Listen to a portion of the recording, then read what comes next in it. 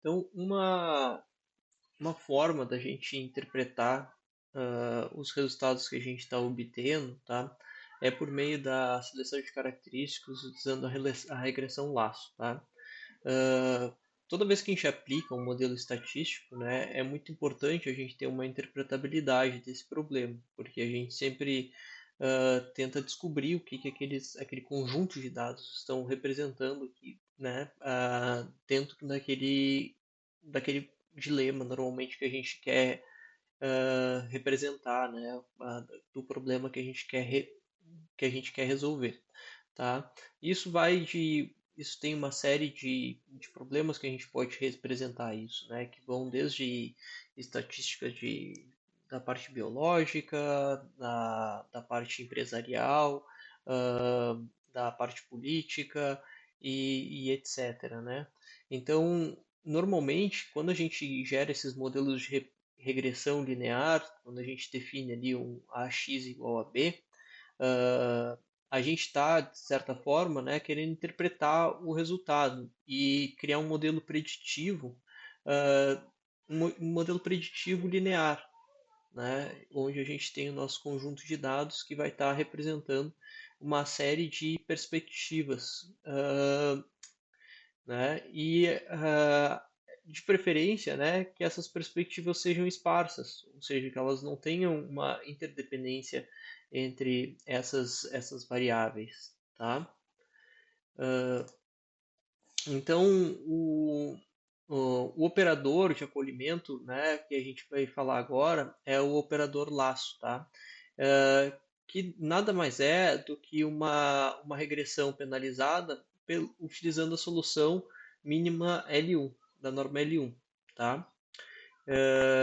Esse modelo da solução utilizando a norma L1, né, ele está em parcimônia com o princípio do modelo que também reflete aquela navalha de Ockham. Tá? Para quem não conhece a navalha de Ockham, eu deixei o link ali do Wikipedia, tá? Para vocês pesquisarem.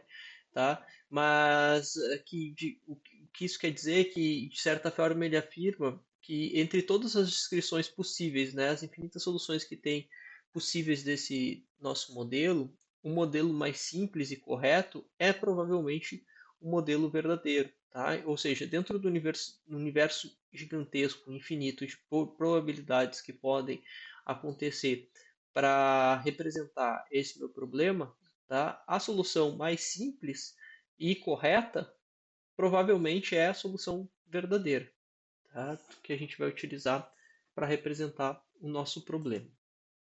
Tá?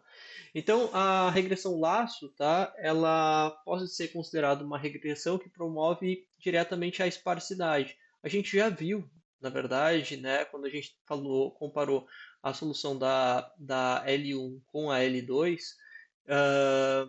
que a L1 ela tende a promover por si só a esparsidade, enquanto que a regressão L2 ela vai gerar um conjunto muito maior de pontos que não necessariamente vão ter aquele monte de pontos que tendem a zero, né? Várias soluções nulas, que é o que a gente precisa para conseguir criar um vetor esparso, tá? A gente tem também a rede elástica, tá? Que seria uma técnica de regressão que também é muito frequentemente utilizada, que combina a penalização tanto da L1 como a L2, tá? E com a regressão Ridge, tá? É um outro tipo de regressão, tá? Mas que também é muito utilizada porque ela pega um pouco dos dois mundos, tá? Tanto da L2 como da L1, tá? Vamos ver isso, o que que isso quer dizer na prática, tá? Então, se a gente pegar aqui uma série observacional, onde a gente tem aqui, né, os resultados dos sistemas dispostos em linhas numa matriz A e um vetor B, respectivamente. A regressão robusta, ela vai buscar encontrar a relação entre as colunas de A e mais consistente com os resultados que são mais consistentes com os resultados de B. Matematicamente, a gente pode escrever isso dessa forma, né? Onde a gente tem aqui que a solução de B vai ser igual a x, onde esse meu A é uma matriz muito grande, esse meu B também pode ser uma matriz muito grande e x seria a solução, infinitas possíveis soluções que a gente teria também para representar esse meu problema, tá? Então, para dar um exemplo mais concreto, né? Vamos supor que a gente tem um número muito grande de pessoas aqui que preencheram um determinado formulário, tá? Qual que seria a probabilidade, tá, de cada uma dessas pessoas ter problemas cardíacos? Então tem a pessoa 1, a pessoa 2, a pessoa 3, e aí cada uma dessas pessoas, né, estariam representadas então com um númerozinho nessa coluna B, tá? E aí nesse questionário tem uma série de perguntas, por exemplo, idade, peso, colesterol, se a pessoa é fumante, se qualquer pressão, e etc, tá? E aí algumas perguntas também que não necessariamente elas estão diretamente relacionadas com problemas cardíacos, como partido político e etc, né? Tá? Então observa aqui, né, que por exemplo, se a gente pensar bom, eu não sou médico, tá? Mas eu suponho, tá, que por exemplo, idade, peso e colesterol, eles devam ser uma influência muito maior para a solução essa, tá? Do que, por exemplo, se o sexo da pessoa ou o partido político, tá? Ou seja, a gente poderia ter aqui dentro, né, dessa solução diferentes pesos, tá? Para esses resultados, tá? E a solução por mínimos quadrados, se a gente der simplesmente calcular a menor distância por mínimos quadrados, tá?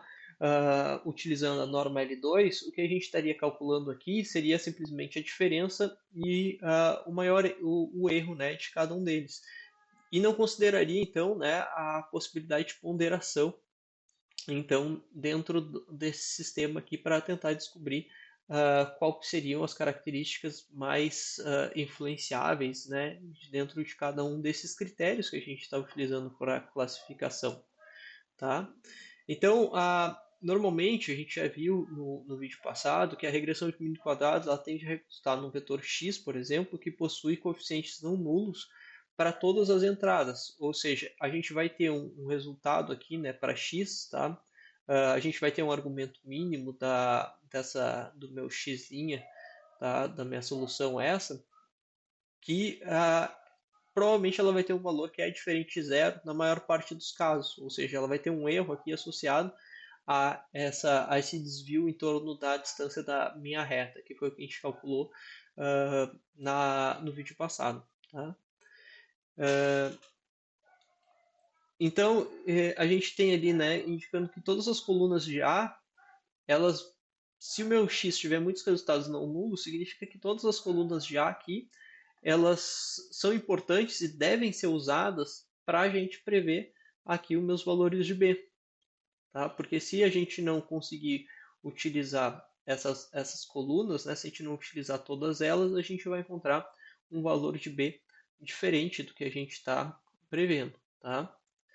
A regressão laço, então, ela surge né, a partir da norma estatística L1 e ela é bem mais simples. Tá? E a gente sabe, né, que a norma L1 por si só, ela já é um vetor, ela normalmente é um vetor esparso, ela já tende a um vetor esparso. Tá? Ou seja, se ela é um vetor esparso, a maior parte dos coeficientes, dos resultados, dos valores que a gente vai obter com elas, são valores nulos, que vão nos dar um vetor esparso apenas com as características mais significativas que representam esses meus problemas. Tá? Então, seria um método bem mais robusto que a utilização, por exemplo, simplesmente do método de mínimos quadrados. Tá? E aí a gente poderia, por exemplo, adicionar um peso a essa solução, como por exemplo uma função lambda, tá? Onde esse parâmetro lambda ele valeria numa faixa de ajuste de valores para todo o conjunto de teste que a gente utilizaria para resolver esse meu problema aqui. Tá? Uh, aqui acho que está errado, né? Aqui seria a norma 1, né, do livro, tá? Então aqui seria o 1, né? Então x utilizando já a função laço, tá? Seria essa funçãozinha aqui, tá? E aí, do ponto de vista prático, tá? Isso está programado já dentro do MATLAB também e dentro de Python, usando o Sklearn, tá? A gente tem esse modelo laço dentro dessas duas funções, tá? Então vocês não precisam programar essa funçãozinha que cálculo, a gente pode utilizar diretamente já essa função que já foi calculada dentro do nosso sistema, tá? E aí, esse valor alfa que a gente vai utilizar lá para a função laço, ela normalmente vai operar em uma faixa de valores, tá? Ah, e vai ser ajustado e válido contra um conjunto de dados testes que normalmente a gente utiliza e é reservado para resolver esse problema, tá? Ah, muitos sistemas estatísticos eles acabam sendo, se a gente põe excessivamente dados neles, se a gente põe dados demais neles, tá? Eles acabam sendo superdimensionados, porque a gente tem um número muito grande de observações do modelo preditivos para muito poucos candidatos, tá?